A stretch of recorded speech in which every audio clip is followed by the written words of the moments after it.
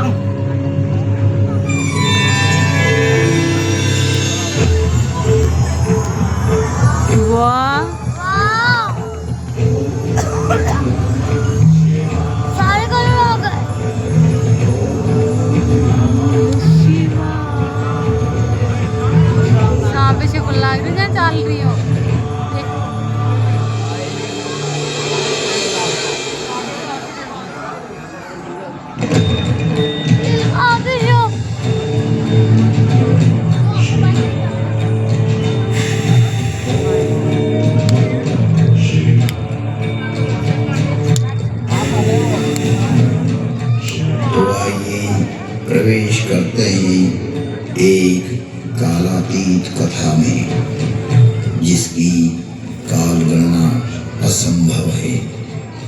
घटना युगों पहले की है कि जब अनेक अंतरिक्षों में अनेक ग्रहों पर उद्भव, पालन और संहार हो रहा था, अर्थात कई सारी सृष्टियों का प्रादुर्भाव और विलय हो रहा था। कई वहाँ की सभ्यताएं विकसित हो रही थी तो कोई नष्ट हो रही थी, और वर्तमान में भी यही क्रम अनंत कालों से चल रहा है और अनंत कल्पांतरों तक चलता ही रहेगा। यह अंतहीन क्रम है, परंतु यह घटना इस पृथ्वी नामक ग्रह की है कि जब यहाँ सब कुछ निशब्द था, समस्त पृथ्वी जल आप्लावित थी, तभी भगवान विष्णु ने वराह रूप धारण कर पृथ्वी के कुछ भाग को जल से बाहर निकाला, जिससे कालांतर में इस पृथ्वी पर जीव पनपने लगा। और एक बड़ी काल गणना के बाद यहाँ मानव पैदा हुआ, किंतु उसे किसी प्रकार का बोध नहीं था, किसी भी प्रकार की अभिव्यक्ति की समझ नहीं थी। ना तो उस समय शब्द था, ना कोई वर्णाक्षर। चराचर जीव जगत अपने अपने समूह में एक मूक दृष्टि से एक दूसरे को निहारते थे, लेकिन कुछ भी अभिव्यक्ति नहीं कर सकते थे। चारों तरफ इस पृथ्वी पर सन्नाटा ही सन्नाटा था। प्राकृतिक स्वरों, ध्वनियों के अतिरिक्त यह पृथ्वी निशब्द थी। ऐसे कई युग बीत गए कि अचानक ब्रह्मा को विचार आया कि पृथ्वी का निर्माण हो चुका है। विष्णु ने अपनी व्यवस्था भी व्यापित कर दी है, लेकिन शब्द की उत्पत्ति कौन करेगा? बिना वाणी अभिव्यक्ति कैसे हो पाएगी? जब ब्रह्मा और विष्णु को प्रेरणा हुई कि देवों के देव महादेव ही इस सृष्टि में शब्द की स्थापना कर सकते हैं, शब्द ब्रह्म का दान दे सकते हैं।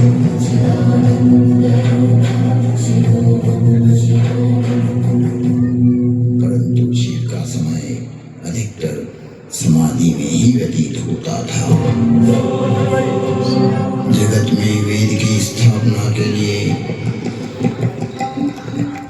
मनुष्यों में, प्राणियों में सत्य, प्रेम और करुणा की भावना प्रकट करने के लिए, शब्द को देह देने के लिए महादेव को समाधि से जगाना अति आवश्यक है। जब ब्रह्मा, विष्णु और सारे देवताओं ने महर्षि पाणिनि को प्रेरणा की कि वो महादेव को प्रसन्न कर जगत में शब्द प्रकट करने की प्रार्थना करें,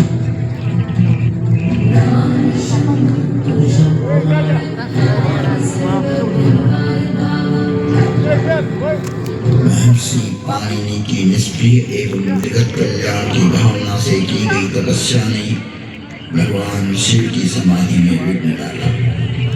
महादेव की समाधि असमय भंग हो गई। महादेव की जागते ही उनका रौद्र रूप प्रकट हुआ और उन्होंने अपना नाद शस्त्र डमरू उठाया और भयंकर तांडव करने लगे।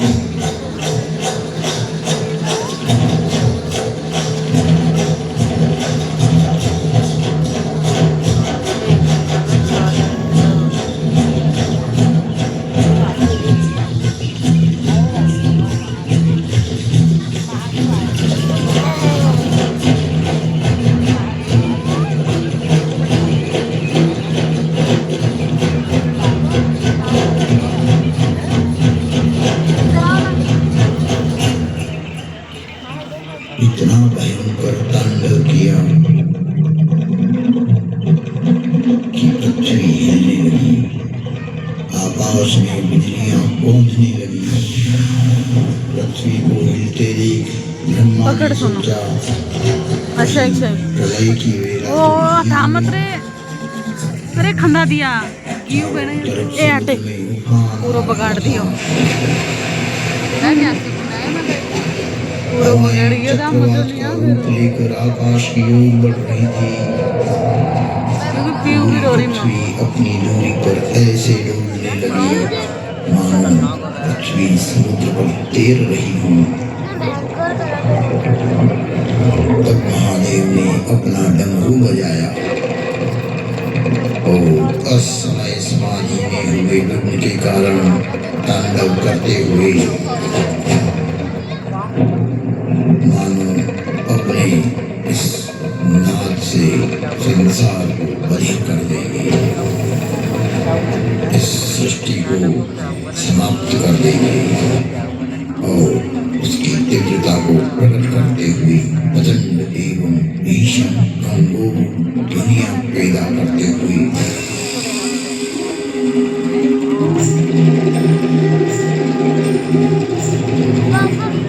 उग्र एवं महिमामय भयंकर डमरू नाद किया, जिससे प्राणी मात्र की श्रवण इंद्रियां रुद्ध हो गई।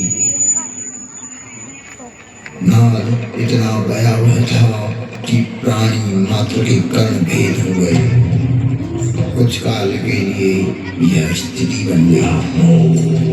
महादेव तांडव करते हुए अपने उग्र नाद वाद्य से कुछ ऐसी शाब्दिक रचना की जो इस भूमंडल पर शब्द और श्रवण का कारण है, जिसे महर्षि पाणिनि ने अवरुद्ध हुई अपनी श्रवण इंद्रियां पुनः जागृत होने पर शब्दों में पिरोया।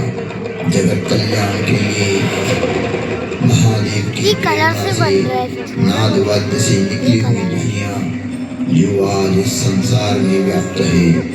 इस भूमंडल पर कोई भी व्यक्ति किसी भी भाषा में अपनी अभिव्यक्ति करता हो, उसका उद्गम स्रोत महादेव का डमरू ही है। और वो डमरू इस प्रकार बोला, हरि ओम ऋल ऋक एओम ऐयो अयवरट लम यमगणनम जभय गणदश जब गणदश खपचटत चटतव कपय शशशर हल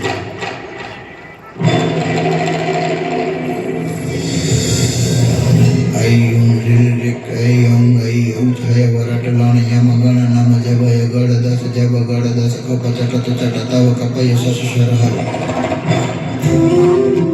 यथा शिव का नाद शस्त्र से उत्पन्न हुआ शब्द व्याकरण, इससे शब्द की संरचना हुई और ब्रह्म ने जिस प्रकार ये 14 शिव सूत्र परमात्मा शिव ने जगत को दिए वो आज सभी की अभिव्यक्ति का कारण है। इति माहेश्वराणि सूत्राणि अनादि संज्ञार्थानि ऐसा मंत्या इतः हकारादि स्वकार उच्चारणार्थ लण्मध्ये तत्संज्ञकः। शिव के नाद तांडव के बाद संज्ञा संधि ओष्ठ जिह्वा कंठ नासिका पुल्लिंग स्त्रीलिंग नपुंसकलिंग आदि आदि वर्णों की उत्पत्ति के स्थान तय हुए। वाणी में व्यापकता आई, वाणी की श्रेणियां निर्धारित हुई, वर्ण का लिंग तय हुआ। मुख और नासिका से एक साथ उच्चारित होने वाले वर्णों की उत्पत्ति हुई जो लघु सिद्धांत कौमुदी में संक्षिप्त रूप से वर्णित है, जिसका विस्तार सिद्धांत कौमुदी में प्रतिपादित हुआ है, जिसे हम अल्प समय में अभिव्यक्त नहीं कर सकते। शिव के निनाद तांडव के उपरांत महर्षि पाणिनि ने शब्द की रचना की और अक्षर को रूप देने के लिए प्रथम प्रार्थना की। नत्वां सरस्वतीं देवीं शुद्धां गुण्यां करोम्यहं पाणिनीय प्रवेशाय लघु सिद्धांत कौमुदी।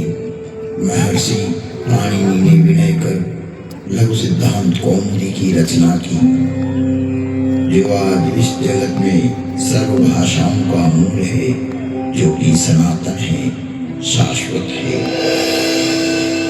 नृत्यावसाने नटराजराजः ननाद ढक्वां नवपञ्चवारम् उद्वर्तु कामाद् सनकादिसिद्धै एतद्विमर्शै शिवशत्रुदानम्।